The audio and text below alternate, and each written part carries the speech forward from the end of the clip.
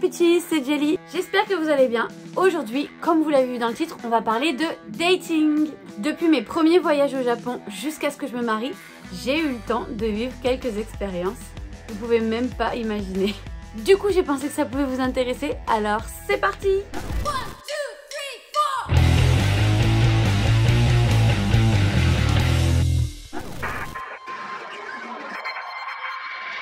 Je vais vous parler de ce que j'ai pu constater autour de moi, ensuite on parlera un peu statistiques et enfin on parlera de mon expérience. Personnellement, quand je suis arrivée au Japon, j'avais énormément entendu parler de Gokon. Pour ceux qui connaissent pas, le Gokon, c'est un concept fait pour rencontrer un ou une partenaire. En général, il y a deux organisateurs, une fille et un garçon, et chacun d'eux invite un même nombre d'amis du même sexe. Par exemple, la fille va inviter 5 filles et le garçon va inviter 5 garçons et ils vont aller tous au izakaya pour faire connaissance. Au final, c'est un peu comme une soirée entre amis, sauf que tout le monde est là pour pécho. Oh, you touch my tra-la-la.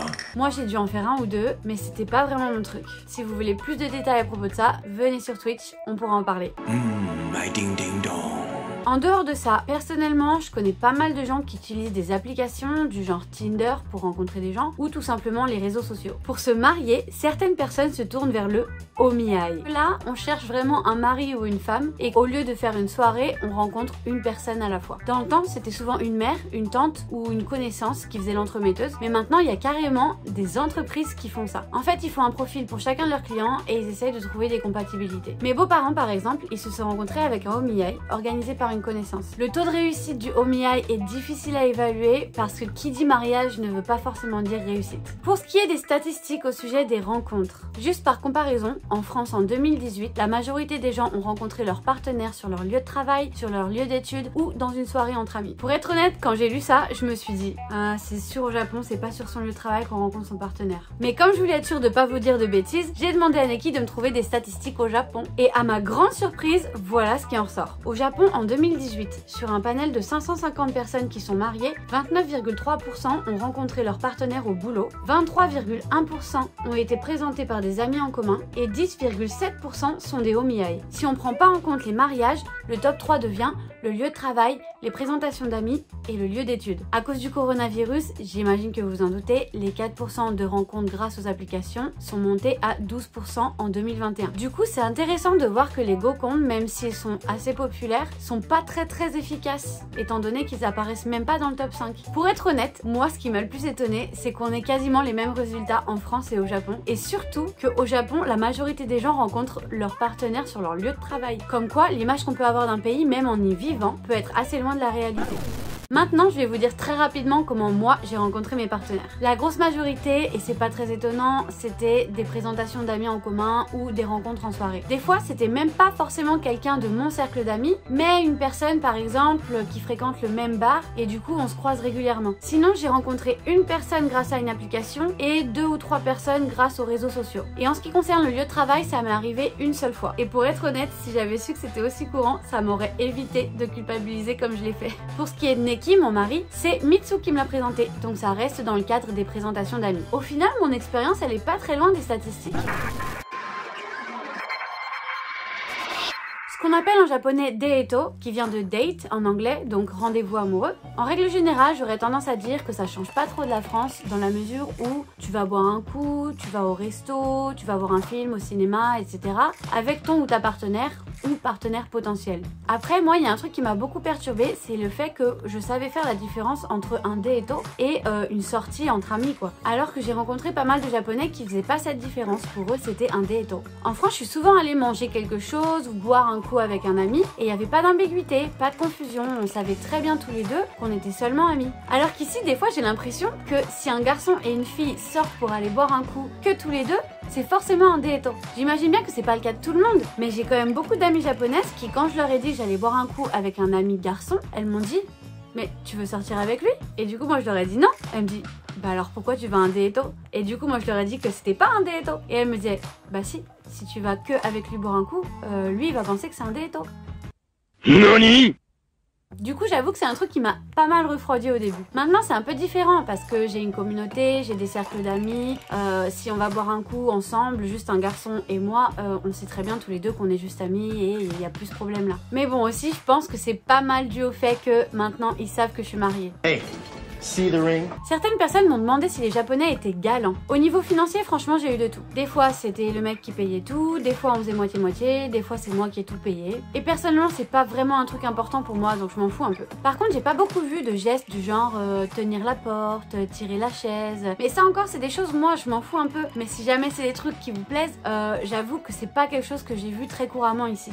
Sinon, j'ai beaucoup entendu dire que les Japonais ne s'embrassent pas avant le 3, 4, 5e rendez-vous. Et c'est super bizarre parce que moi, c'est pas du tout ce que j'ai expérimenté ici. Par contre, la première fois qu'un Japonais m'a demandé si je voulais sortir avec lui, ça m'a fait super bizarre. Parce qu'en France, en général, on considère souvent qu'une fois qu'on s'est embrassé, on sort ensemble. Et si jamais on veut pas sortir ensemble, on le précise. Mais ici, il y a pas mal de gens qui te posent littéralement la question: est-ce que tu veux sortir avec moi? Be my girlfriend? Et c'est super bizarre pour moi, j'avais l'impression de me retrouver au collège, tu sais, en mode je vais écrire un petit mot, tu veux sortir avec moi? Oui, non. A l'inverse, autant la question est claire pour commencer, autant pour la rupture, la technique favorite, c'est le ghosting. En tout cas, c'est ce qui s'est passé pour moi. Je sais pas si c'est la même chose pour les filles japonaises, mais alors les mecs, il y en a tellement qui ont juste arrêté d'écrire. C'est tout. Évidemment, c'est pas tout le monde, mais c'est quand même une technique que j'ai trouvée beaucoup trop courante. Après, si ça se trouve, c'est dû à mon choix en matière de partenaire. Et le pire, c'est que certains sont revenus à la charge quelques mois, voire quelques années plus tard, comme si de rien n'était quoi. Encore, si on s'était quitté normalement, je trouve ça passe. Mais quand t'as ghosté quelqu'un comme ça, il faut quand même un sacré culot pour revenir avec un message de dalleux après plusieurs années quoi. Je le répète, ce que je vous dis là, c'est mon expérience personnelle. Évidemment, c'est pas représentatif de tous les Japonais. Et c'est sûrement dû aussi à mes propres choix, à la communauté dans laquelle j'évolue et peut-être même au hasard. Et pour être totalement honnête, j'ai plus d'expérience au Japon qu'en France. Donc c'est plus difficile pour moi de faire des comparaisons. Et si vous avez des expériences similaires ou différentes, n'hésitez pas à les écrire en commentaire. Comme ça nous apportera un peu plus de comparaisons ou un peu plus d'informations. Les points communs que j'ai pu voir entre mes différents partenaires japonais, je pense que en premier lieu, c'est le manque de communication. Et je parle pas d'un problème de langage. Des fois, j'avais l'impression que être en couple ici, c'est vraiment juste avoir quelqu'un avec qui coucher et aller au restaurant de temps en temps, quoi. Et dès qu'il y a un problème, soit on l'ignore, soit on se fight, et on n'essaye pas du tout d'en parler entre adultes ou d'essayer de trouver une solution, quoi. Il y a aussi le fameux « mais c'est parce que t'es gaijin ». Genre si on a une petite différence d'opinion ou une différente façon de faire ou si on s'engueule à propos d'un truc, ça va forcément être parce que je suis étrangère. Et ça, je trouve ça super relou. Non seulement je trouve que ça fait pas avancer le débat, mais en plus je trouve ça super minimisant. Genre je peux pas avoir une personnalité propre à moi quoi. À la limite je préfère encore qu'on me dise t'es chiante, t'es énervante, t'es parano, n'importe quoi. Mais de tout ramener au fait que je suis gaijin, c'est juste énervant. Perso quand il y avait un problème de communication, j'étais pas en mode ah mais c'est parce que t'es japonais d'une manière condescendante comme ça. Non, j'essayais de leur demander, de leur parler, d'essayer de comprendre pourquoi ils réagissent comme ça ou quoi. Sur les points positifs, j'ai trouvé en règle générale que les Japonais avec qui je suis sortie ici étaient un peu moins paternalistes et un peu plus humbles que les gens avec qui je suis sortie en France. Ils ont moins essayé de m'impressionner, quand ils connaissaient pas quelque chose sur la France, ils étaient curieux, ils me posaient la question, ils faisaient pas semblant de connaître, ils faisaient pas semblant d'être intelligents ou d'être cultivés. Alors qu'en France, j'ai eu beaucoup de réactions très désagréables quand je me mettais à parler du Japon. Que ce soit ceux qui se moquent ou qui dénigrent le Japon alors qu'ils connaissent pas grand chose, ou à l'inverse, ceux qui veulent absolument me prouver qu'ils s'y connaissent mieux que moi, surtout sur le Japon, ce qui peut être vrai, mais c'est juste relou d'avoir besoin comme ça de prouver ça à tout prix.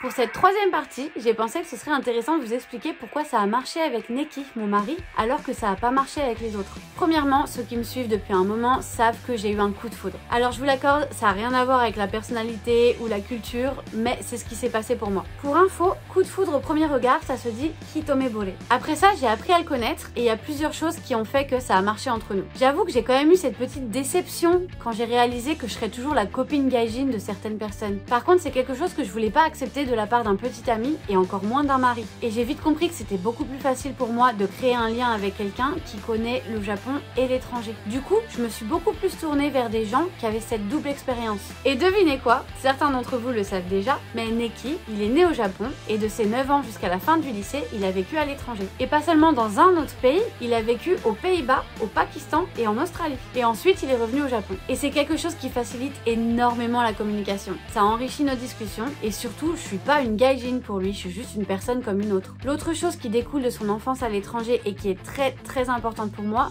c'est son sens de l'humour et ses références culturelles. Le sarcasme au Japon, c'est quelque chose qui est au mieux incompris, au pire considéré comme de la méchanceté. L'humour noir, le cynisme, ce genre de choses, c'est des trucs qui sont assez difficiles à partager au Japon. Mais Neki et moi, c'est vrai que la plupart du temps quand même on rigole des mêmes choses. Et c'est beaucoup dû au fait qu'il ait des références et des connaissances à propos de l'étranger et de la culture globale. Évidemment, qui dit connaissance et culture globale dit aussi être conscient de ce qui se passe dans le monde et avoir la possibilité d'en débattre. Pour moi, c'était très important d'être avec quelqu'un avec qui je peux discuter et débattre de plein de choses. Et quand je dis ça, c'est parce que je me suis beaucoup retrouvée à des partenaires japonais qui soit étaient très fermés au débat, qui voulaient rien entendre sur la société, le féminisme ou quoi que ce soit d'autre, soit qui allaient acquiescer à tout ce que je dis, qui allaient me dire que c'est vrai, j'ai raison et qui n'avaient pas du tout d'esprit critique. Par contre, je connais des gaijins qui se sont mariés avec des japonais qui ont jamais mis un pied en dehors du Japon et ça a l'air de se passer super bien. J'ai des couples d'amis, c'est des étrangers japonais, half japonais, half étrangers et ça se passe aussi bien pour eux que pour Neki et moi quoi. Quoi qu'il en soit, même si ça n'a pas marché avec mes anciens partenaires, ça reste quand même des personnes qui étaient très intéressantes, des personnes qui font partie de ma vie, qui m'ont fait évoluer et j'ai encore beaucoup d'affection pour certains. Car qui dit incompatible ne veut pas dire mauvais.